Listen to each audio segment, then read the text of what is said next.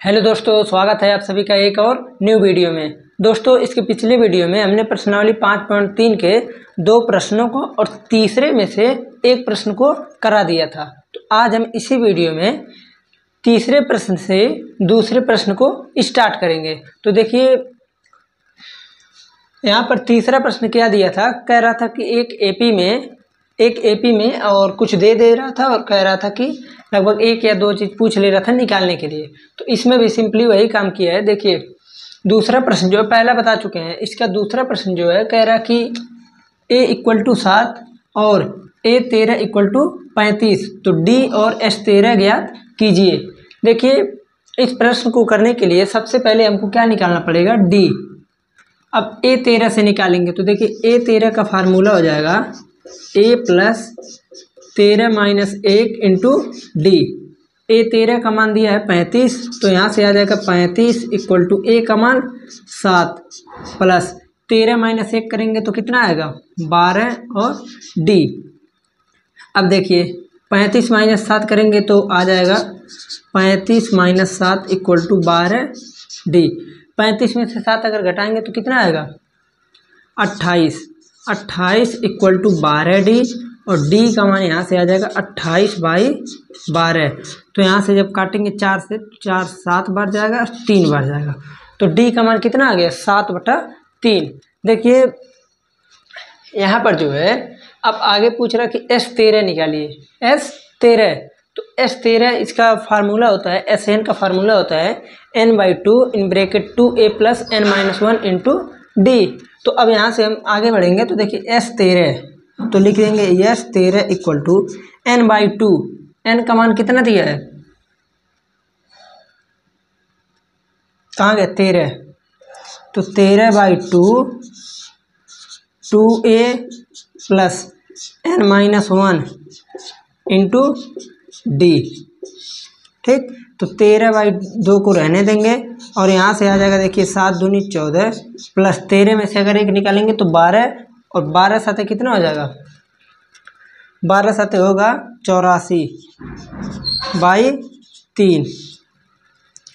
उसके बाद अब इसको ऐड करने के लिए हम सिंपली क्या करेंगे, देखिए हम अब इसके आगे यहाँ पर अच्छा एक लाइन और कर देते हैं, दिख तो रहा है होगा, रुक जी, हाँ दिख रहा है। तो देखिए क्या करेंगे, इसके आगे 13/2 को रहने देंगे और यहाँ पर हम 14 का 3 में पढ़ेंगे, मल्टीप्लाई करेंगे तो आ जाएगा 42 और 84 और 42 को जोड़ेंगे तो देखिए 6 और 112, तो यहाँ से आएगा 126/3।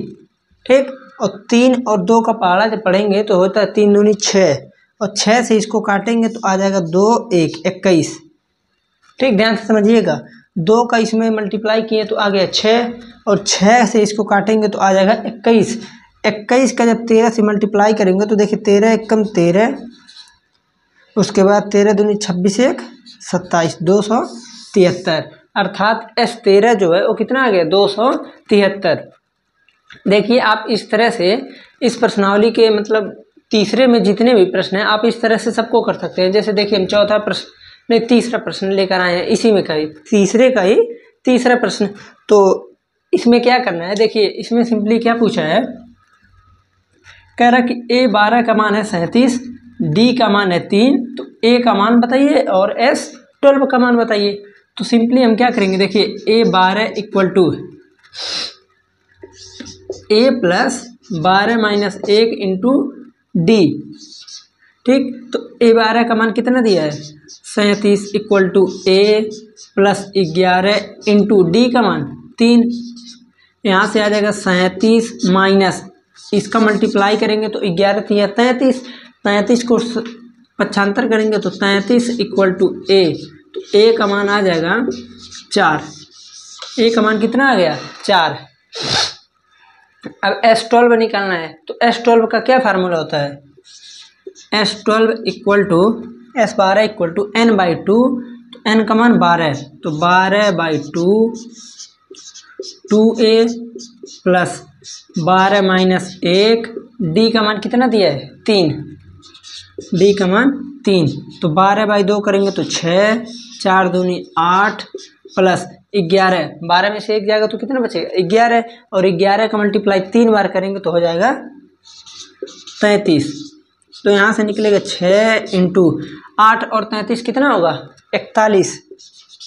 अब इसका जब मल्टीप्लाई करेंगे तो 6 कम 6, 6 चक 24, 246। देखिए यहाँ से S12 का मान कितना आ गया 246। तो हमें लगता है कि अब आप लोग तीसरे प्रश्न में जितने भी बचे हुए प्रश्न हैं आप लोग उसको कर लेंगे। अगर नहीं कर पाएंगे तो आप लोग उसको बताएंगे तो हम एक बार फिर से उसको बता देंगे, ठीक है ना। तो अब हम चलते हैं अगले प्रश्न पे, 4 नंबर प्रश्न पे। ध्यान दीजिएगा, इस प्रश्न में, तीसरे प्रश्न में इस तरह के 10 प्रश्न दिए हैं। मैंने केवल 3 प्रश्नों को कराया और सब के सब प्रश्न लगभग सेम उसी प्रकार से हैं। तो इसलिए आप लोग उसको एक बार कीजिएगा, अगर नहीं आएगा तब हमसे आप लोग बताइएगा, ठीक है ना। तो अब चलते हैं चौथे प्रश्न पर। देखिए चौथा प्रश्न दिया है कि 636 योग प्राप्त करने के लिए AP 9, 17, 25 ... के कितने पद लेने चाहिए। देखिए इस तरह का प्रश्न जो है हमने जब समांतर श्रेणी का nवां टर्म के बारे में बताया था तो उसमें करा दिया था।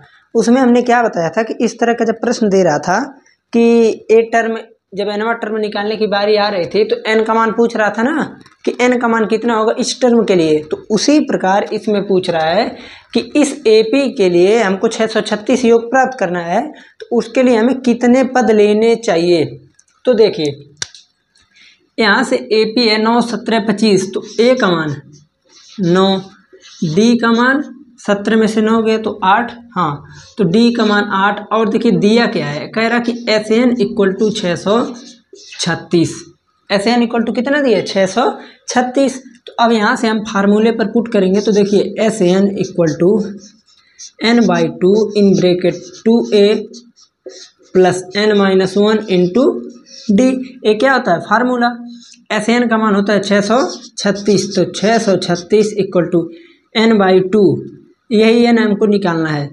तो यहाँ से हम लेंगे क्या चीज़, हाँ n/2 2 into 9 plus n-1 into D का मान 8। देखिए इस प्रकार हो गया। अब हम क्या करेंगे, यहाँ से 636 इक्वल टू n/2, यहाँ आ जाएगा 18 प्लस 8n-8। यहाँ से क्या आएगा 636 इक्वल टू n/2 को रहने दीजिए, 18 में से 8 को घटा देंगे तो 10 प्लस 8n, इतना आ गया। अब उसके बाद जब इसको और सिंप्लीफाई करेंगे तो यहाँ से आ जाएगा आप लोगों का, अच्छा चलिए मल्टीप्लाई करते हैं। तो 636 इंटू 2, 636 इंटू 2 करेंगे तो आएगा 1272। तो 636 इंटू 2 में आ जाएगा आप लोगों का 1272 इक्वल टू 2 का मल्टीप्लाई इधर हो गया, n का इसमें होगा 10n प्लस 8n स्क्वायर। अब इसको हम लोग इधर ले आएंगे तो हो जाएगा क्या, देखिए यहीं पर कर देते हैं एक बार, 8n square plus 10n minus 1272 equal to 0, या फिर इक्वल पहले लगा सकते हैं। देखिए अब इसके आगे हम लोग क्या करेंगे, इसके आगे हम 2 से पूरे इक्वेशन को डिवाइड कर सकते हैं। क्यों कर सकते हैं, क्योंकि पूरे इक्वेशन में 2 का गुणज है। तो यहाँ से आ जाएगा देखिए 4n स्क्वायर माइनस 5n और आज नहीं सॉरी प्लस 5n माइनस 636, यहाँ इक्वल लगाएंगे। अब देखिए आप लोगों को करना है इसका फैक्टर। हम जब फैक्टर पढ़ा रहे थे तभी बताए थे कि ये बहुत ज़्यादा इंपॉर्टेंट है। जिन लोगों ने नहीं देखा है सही से तो जाइए पहले पिछला वीडियो, वहाँ से आप लोग देख कर आइएगा फैक्टर का, ताकि क्या होगा आप लोग किसी भी प्रकार का फैक्टर रहेगा तो आप लोग तुरंत निकाल लेंगे। तो खैर हम यहाँ पर तो बताएंगे। देखिए इसका जो खंड बनेगा, इसका 4 का मल्टीप्लाई 636 में करेंगे तो पहले 636 का 2 में अगर करें तो आ जाएगा 1272। उसके बाद 1272 का मल्टीप्लाई 2 में करेंगे तो 2544 आएगा, 2544। और जब खंड बनेगा इसका तो बनेगा 53 माइनस 48 का खंड, 53 माइनस 48 का खंड बनेगा। अब आप लोग इसको खंड को एक बार देख लीजिएगा, ठीक है ना। आप लोग खंड को देख सकते हैं कि किस प्रकार बना है। तो हम यहाँ पर क्या लिखेंगे, देखिए 4n स्क्वायर प्लस यहाँ पर लिखेंगे 53 माइनस 48 n माइनस 636। अब यहाँ से हो जाएगा 4n square plus 53n minus 48n minus 636। अब यहाँ से n कॉमन होगा, ओनली n कॉमन होगा, ध्यान दीजिएगा, क्योंकि 4 जो है इससे 53 विभाज्य नहीं है, तो इसलिए सिंपली यहाँ पर n कॉमन हो गया। तो बचेगा क्या, 4n प्लस 53।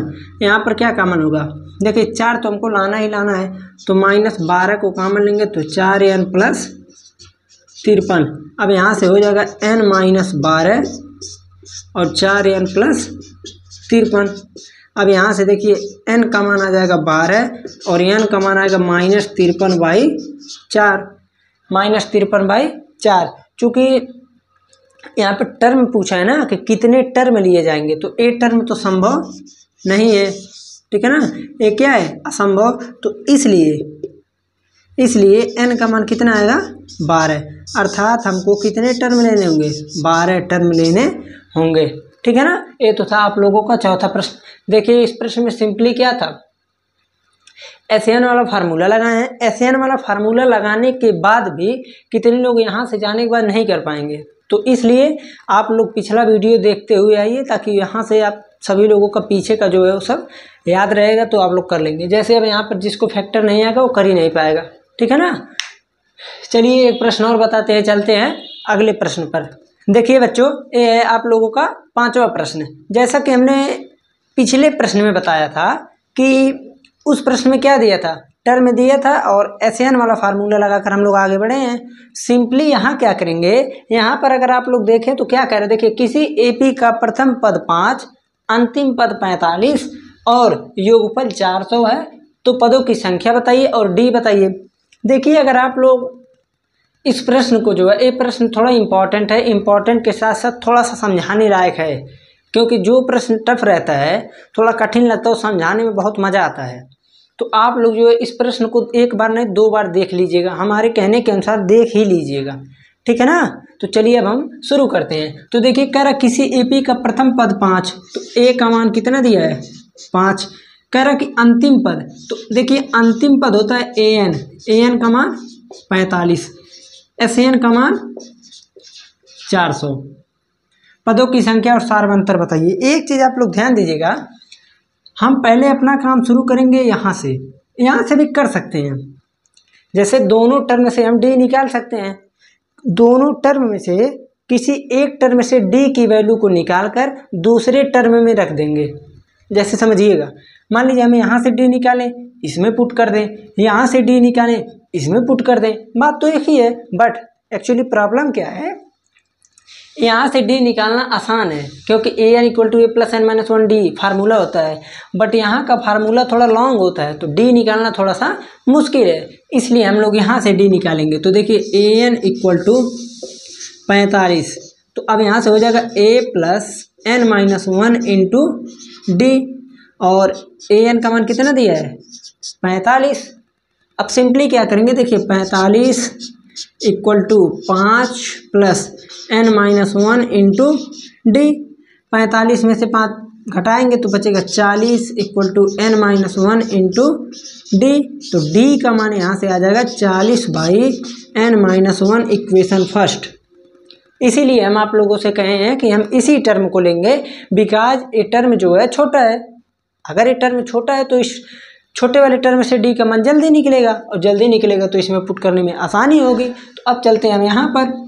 तो देखिए यहाँ से हो जाएगा SN = फार्मूला नहीं लिखेंगे भाई, पहली बात तो डायरेक्ट लिख रहे हैं। देखिए 400 = n/2 2A + n - 1 × D लिख दें आप लोगों के लिए एक बार। तो देखिए 2 का इधर मल्टीप्लाई कर दें डायरेक्ट, 800 = n 10+। यहाँ आप लोग समझिएगा, बहुत बारीकी चीज़ है, बहुत ही बारीकी चीज़। देखिए n - 1 तो रहेगा ही रहेगा, n - 1 D की वैल्यू हम समीकरण 1 से 40/n - 1 को पुट करेंगे। कितने लोग यहाँ पर समझ गए तुरंत? देखिए d की वैल्यू हमने 40/n-1 पुट कर दी, कहाँ से? From equation first. तो यहाँ आप लोग लिख सकते हैं समीकरण 1 से, ठीक है ना। अब देखिए ये दोनों चीज़ आपस में कट रहा है कि नहीं? कट गया, ठीक है ना। तो अब यहाँ से हो गया, देखिए 800 इक्वल टू n 10 और 40 कितना हो गया? 50। अब यहाँ से n की वैल्यू सिंपली आ गई 800/50, तो यहाँ से आ गया 16। n की मान कितना आ गया भाई? 16। अब देखिए अब तो आप लोगों को बताने की आवश्यकता ही नहीं है भाई, n का मान 16 आ गया। तो अब यहाँ से d की वैल्यू निकालने के लिए 40/16 - 1 इक्वल टू 40/15। 5 से काट दीजिए, 8/3। d की मान आ गया, n की मान आ गया। तो अब क्या चाहिए आप लोगों को? बस यही निकालना था। तो देखिए इस प्रश्न को आप लोग दोबारा देख सकते हैं, हम ओवरव्यू दे रहे हैं एक बार। हो सकता है कि आप लोग जो है अगर पिछला पूरा लेक्चर देखे होंगे तो समझने में कोई परेशानी ही नहीं हो सकती है। देखिए किसी एपी का प्रथम पद 5 था। अब कुछ लोग को यहाँ थोड़ा सा कन्फ्यूजन होगा। देखिए अंतिम पद का मतलब ये होता है कि an टर्म, तो कह रहा है कि an टर्म 45 है, तो और SAN का मान 400 है, ये तो समझ में आ ही रहा है। उसके आगे d निकालना था और n निकालना था। तो हमने सिंपली क्या किया है, यहाँ से देखिए an से हमने चलकर d निकाला। अगर आप लोग को भाई कोई शक हो रहा है या फिर मन कर रहा है कुछ और एक्स्ट्रा करने के लिए, तो आप लोग यहाँ से d निकालिएगा, इसमें पुट कीजिएगा। ध्यान दीजिएगा, यहाँ से d निकालिएगा, इसमें पुट कीजिएगा। यहाँ से d निकालने में थोड़ा सा टफ होगा, थोड़ा सा टफ, क्योंकि यहाँ पर a प्लस हो जाता है, ठीक है ना। तो आप लोग यहीं पर रहने दीजिएगा। इससे के यहाँ से d निकाल कर इसमें पुट किए और यहाँ से हमको n मिल गया, n की वैल्यू रखने पर हमको d मिल गया, ठीक। अगर आप लोग चैनल पर पहली बार आए हैं तो चैनल को सब्सक्राइब जरूर कीजिए और बेल आइकन को भी प्रेस कर लीजिए, ताकि आगे आने वाली वीडियो का नोटिफिकेशन आप तक सबसे पहले पहुंचे। और आप लोग अगर वीडियो को रेगुलर देख रहे हैं तो हमें जहां तक विश्वास है कि आप लोगों को मैथ में किसी भी प्रकार का कोई परेशानी नहीं होने वाला है, ठीक है ना। देखिए अब कुछ स्कूलों में जो है हाफ ईयरली का पेपर आने वाला है। अब जहाँ भी हाफ ईयरली का पेपर सबसे पहले हुआ, हम क्या करेंगे, वहाँ से लेकर पेपर को आप लोगों को उसको सलूशन ज़रूर करवाएंगे, ठीक है ना। देखिए हाफ ईयरली तक का अगर मान लीजिए 20 दिन बाद से भी शुरू हो, तो अभी हम 5वें चैप्टर पे हैं, 6 चैप्टर ख़त्म कर देंगे।